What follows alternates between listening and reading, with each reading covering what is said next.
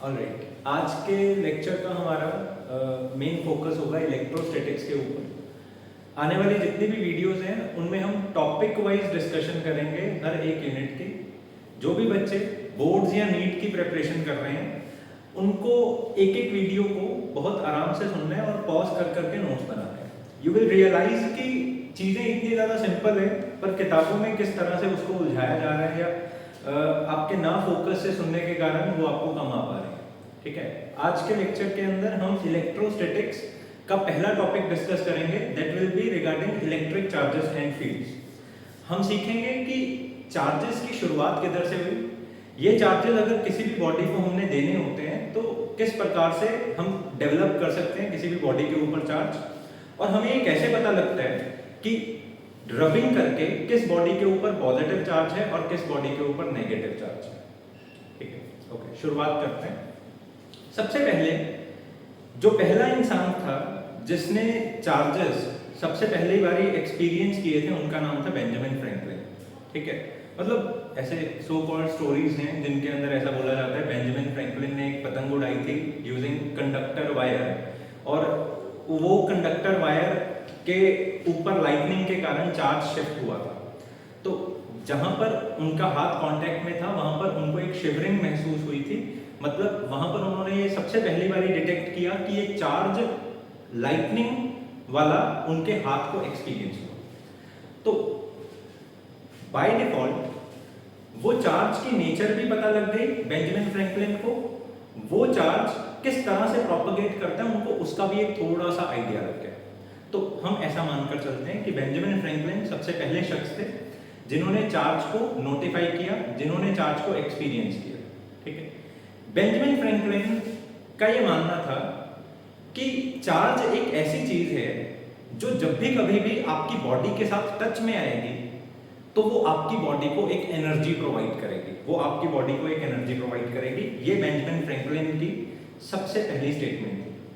तो यहां से हमने एक छोटी सी बात उनकी ये पकड़ ली कि चार्ज मतलब एनर्जी देने वाली एक चीज। तो उसी तरह से हम अपने दिमाग में ये चीज रिकॉर्ड करते हैं कि चार्ज जब भी कभी भी किसी भी बॉडी के पास हो मतलब उसके पास में एनर्जी है, क्योंकि बेंजामिन फ्रैंकलिन को जब चार्ज एक्सपीरियंस हुआ था उनको उसकी एनर्जी एक्सपीरियंस हुई थी, तो उन्होंने ऐसा बोला था कि चार्ज मतलब एनर्जी। ठीक है, ये चार्जेस दो प्रकार के हुआ करते हैं, positive and negative. Positive charges का मास ज्यादा माना जाता है, नेगेटिव चार्जेस मतलब इलेक्ट्रॉन्स का मास कम माना जाता है।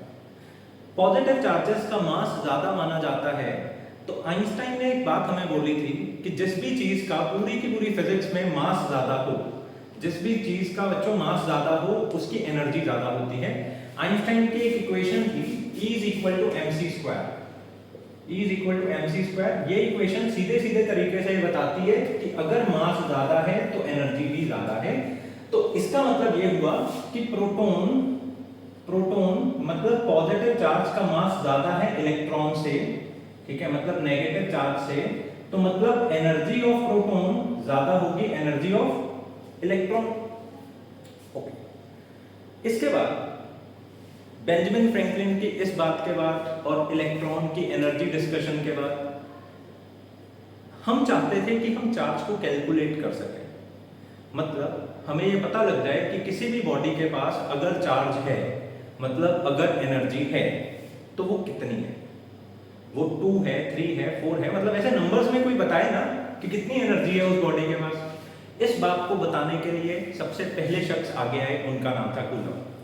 कूलम के अनुसार अगर कोई भी बॉडी है, इस बॉडी के ऊपर तुम कोई भी चार्ज देना चाहते हो, चाहे तुम 1 कूलम का चार्ज देना चाहते हो, चाहे तुम 2 का चार्ज देना चाहते हो, तुम कितना भी चार्ज अगर किसी भी बॉडी को देना चाहते हो ना तो उसका एक मेथड होता है और वो मेथड बड़ा ही सिंपल है।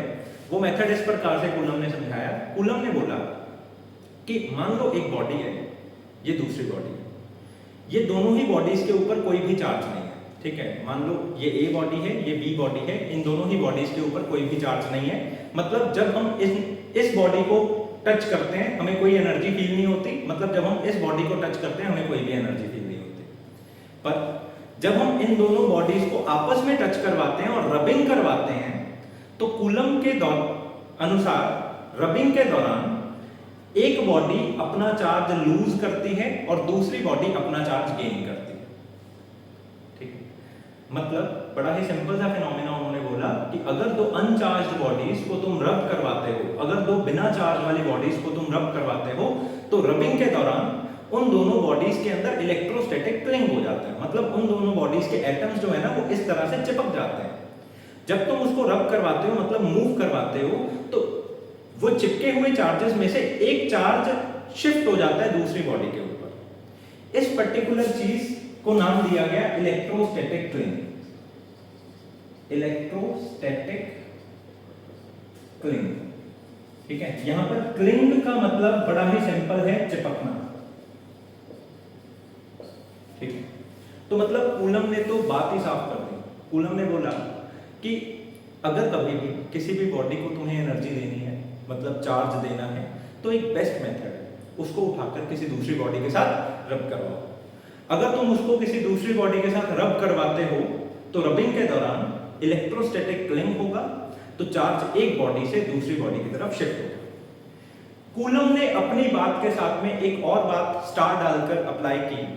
उन्होंने ऐसा बोला कि ये जो चार्ज ट्रांसफर होता है ना, इनमें हमेशा हमेशा नेगेटिव चार्ज ही ट्रांसफर होता है, कभी भी बेटा पॉजिटिव चार्ज ट्रांसफर होता ही नहीं है। हमने कूलम से सवाल पूछा कि भाई पॉजिटिव क्या चार्ज नहीं है, वो क्यों नहीं ट्रांसफर होता? कूलम ने बोला कि पॉजिटिव वाले का मास ज्यादा होता है, उसकी एनर्जी ज्यादा होती है। हमने पहले बात की ना, पॉजिटिव वाले का मास ज्यादा होता है, उसकी एनर्जी ज्यादा होती है। तो इस वजह से अगर हमारी नेचर में कहीं पर भी कम एनर्जी से काम बनता हो तो हम कभी भी ज्यादा एनर्जी नहीं अप्लाई करते। मतलब अगर कभी भी तुम्हें कम एनर्जी देकर वही काम मिलता हो तो आप ज्यादा एनर्जी क्यों ही दोगे?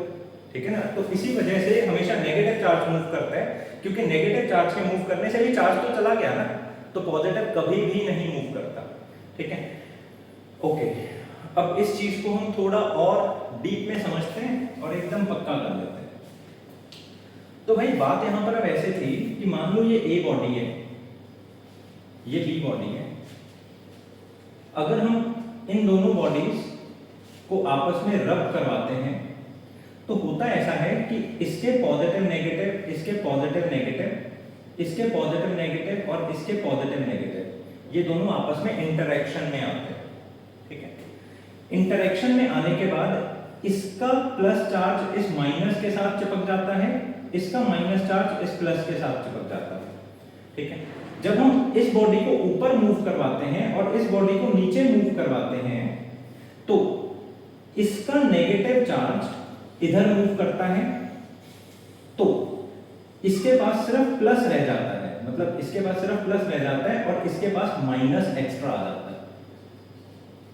ठीक है, क्योंकि इसने अपना इलेक्ट्रॉन लूज किया, इसने इलेक्ट्रॉन गेन किया। ओके, तो जिसने इलेक्ट्रॉन गेन किया, हम ऐसा मानकर चलते हैं वो नेगेटिवली चार्ज्ड हो गया। जिसने इलेक्ट्रॉन लूज किया, भाई उसके पास कौन वेला हो गया? उसके पास पॉजिटिव चार्ज वेला हो गया। तो हम ऐसा मानकर चलते हैं वो पॉजिटिवली चार्ज हो गया। तो बेटा बात एकदम साफ है कि पॉजिटिवली चार्ज कौन है? पॉजिटिवली चार्ज वो है जिसने इलेक्ट्रॉन खो दिया। नेगेटिवली चार्ज कौन है?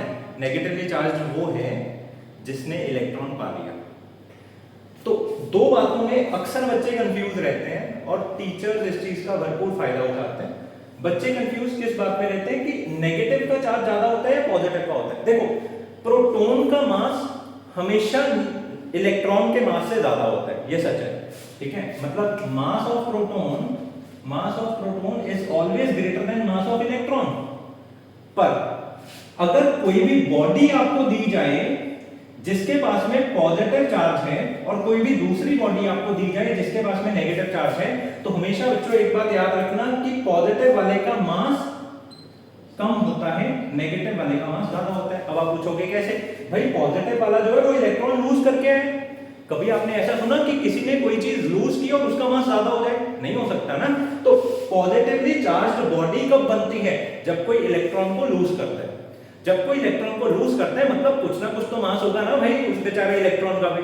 तो जितना भी मास था उस इलेक्ट्रॉन का, तो उसने मास को लूज किया, और जिसने मास गेन किया मतलब जिसने इलेक्ट्रॉन गेन किया उसके पास में क्या हो गया, उसके पास में ज्यादा मास हो गया।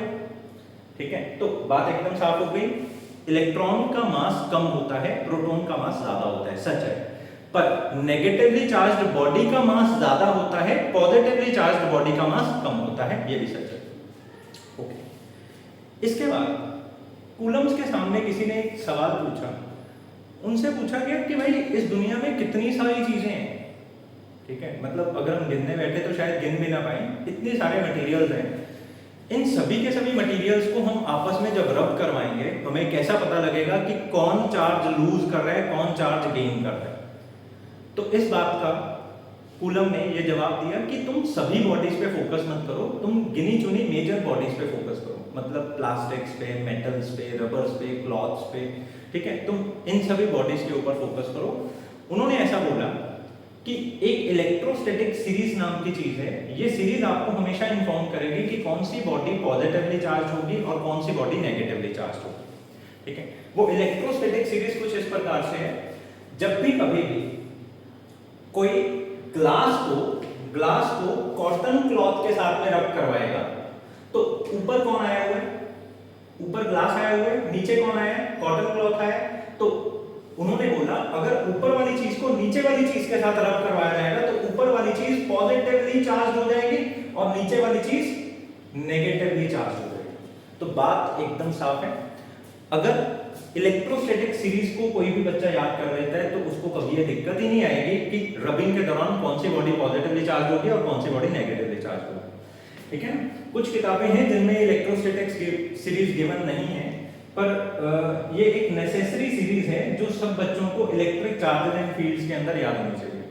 ठीक है, तो पॉजिटिव एंड नेगेटिव चार्ज किस किस बॉडी के ऊपर आएगा, पॉजिटिव एंड नेगेटिव चार्ज उस बॉडी के ऊपर आएगा जो ऊपर है और जो नीचे है उसके रिस्पेक्टिव में। मतलब अगर कोई ग्लास को कॉटन से रब कर रहा है तो glass will intake positive charge, cotton will intake negative charge. Positive charge होने का क्या मतलब है, ग्लास इलेक्ट्रॉन अपना किसको दे देगा, कॉटन को दे देगा। तो बेटा इस पॉजिटिव नेगेटिव चार्ज में ना धोखा मत खाना। पॉजिटिवली चार्ज बॉडी वो होती है जो इलेक्ट्रॉन खो रही है, नेगेटिवली चार्ज बॉडी वो होती है जो इलेक्ट्रॉन पा रही है। ठीक है, बात एकदम साफ है। अब आपके दिमाग में आएगा कि क्या कॉटन कभी पॉजिटिवली चार्ज नहीं हो सकता? भाई हो सकता है, तुम कॉटन को वूल से रब करवाओ तब कॉटन ऊपर आ जाएगा, वूल नीचे आ जाएगा, तो wool will take negative charge and cotton will take positive charge. ठीक है, तो ये इलेक्ट्रोस्टैटिक सीरीज है। कुल मिलाकर 8-9 शब्द हैं, ये आपको याद रखने पड़ेंगे, आपको कभी दिक्कत ही नहीं आएगी किसके पास प्लस है किसके पास माइनस है। ओके, आज के लेक्चर में आपने समझ लिया कि कैसे किसी भी बॉडी के ऊपर पॉजिटिव चार्ज आ पाता है, कैसे किसी भी बॉडी के ऊपर नेगेटिव चार्ज आ पाता है। अगले लेक्चर में हम कूलम्स लॉ समझेंगे। हम समझेंगे कि पॉजिटिव एंड नेगेटिव चार्ज तो ले लिया बॉडीज ने, इनको लेने के बाद वो एक दूसरे के ऊपर फोर्सेस कैसे लगाते हैं और कितनी फोर्सेस लगाते हैं। ठीक है, अगर आप इसी तरह से बने रहते हो कंटिन्यूअस लेक्चर्स में तो आप देखोगे कितना आसानी से आप बड़ी बड़ी चीजों को सीख जाओगे और पता भी नहीं लगेगा। ठीक है, थैंक यू सो मच।